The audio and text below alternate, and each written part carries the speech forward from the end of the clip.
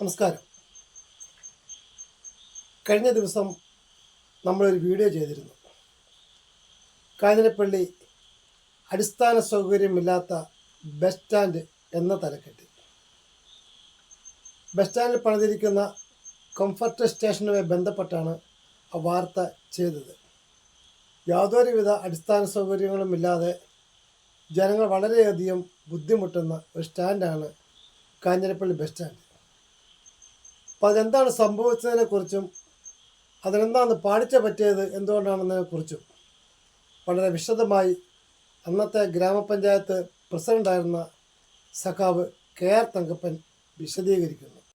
പ്രിയപ്പെട്ടവരെ, Kanjirappally bus stand കമ്പർ station Kanjirappally ഗ്രാമപഞ്ചായത്ത് BOT വ്യവസ്ഥയിൽ 2005 കാലഘട്ടത്തിൽ ടിൻസ് സഹോദരന്മാർക്ക് നൽകിയിട്ടുള്ളതാണ്. അന്നത്തെ കരാറിൻ്റെ അടിസ്ഥാനത്തിൽ കമ്പർ സ്റ്റേഷൻ പണിത് പൂർത്തീകരിച്ച് 25 വർഷക്കാലത്തേക്ക് അതിൻ്റെ ഉത്തരവാദിത്വം അവരെ ഏൽപ്പിച്ചിരിക്കുന്നതാണ്. അന്നത്തെ കരാറിൻ്റെ അടിസ്ഥാനത്തിൽ അതിൻ്റെ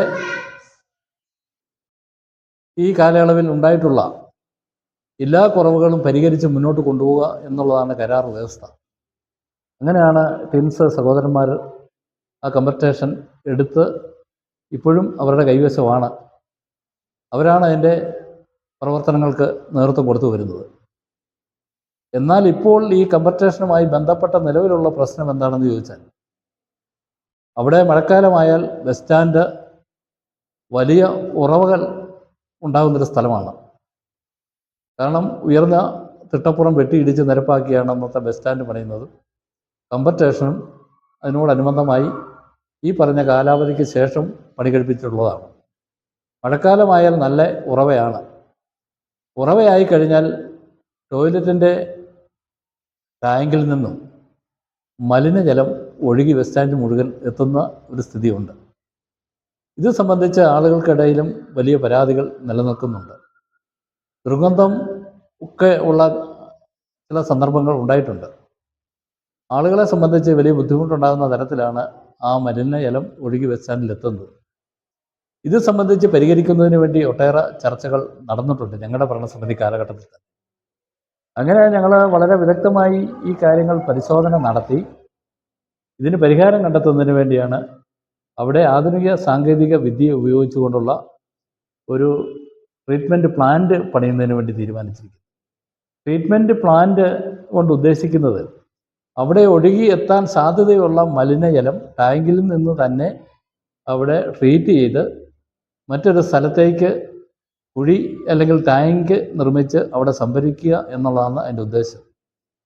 അങ്ങനെ ട്രീറ്റ്മെൻറ്റ് പ്ലാന്റിൻ്റെ ആവശ്യവുമായി ബന്ധപ്പെട്ട് ശുചിത്വ മിഷനുമായി ബന്ധപ്പെട്ട് ഞങ്ങൾ നിരവധി തവണ അതിൻ്റെ പ്രവർത്തനങ്ങളിൽ ഏർപ്പെടുകയും അങ്ങനെ ഒരു ട്രീറ്റ്മെൻറ്റ് പ്ലാന്റ് പണിയുന്നതിന് വേണ്ടിയുള്ള അനുമതി ലഭിച്ചിട്ടുമുണ്ട്.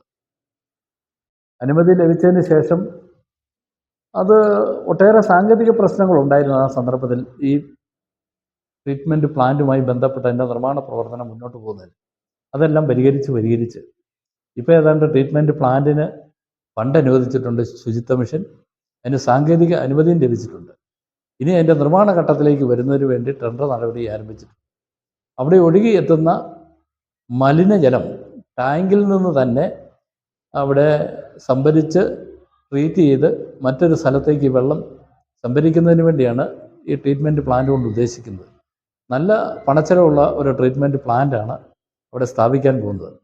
അത് വന്നെങ്കിൽ മാത്രമേ അവിടുത്തെ ഇന്ന് ഈ ഒഴുകിയെത്തുന്ന മലിനജല പ്രശ്നം പരിഹരിക്കാൻ സാധ്യമാകുകയുള്ളൂ.